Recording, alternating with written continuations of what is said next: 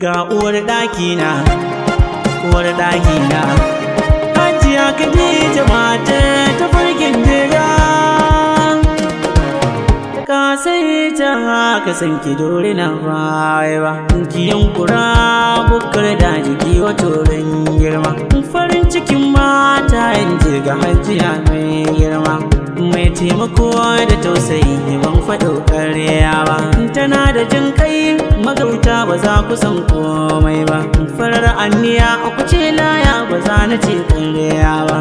Sai dai su fi ki kuɗi amma ba sa kai ki kyauta ba. Tsafta ado da kwalisa ba sa kai ki wannan ba. Kina da alkunya ga ilimi na arabiya ba wai ba. Mama sai dai ki nuna kunya ma fa ba tsoro ba. Ki taka da ɗaiɗai da ɗai kina da babban matsayin ku kuke da jega.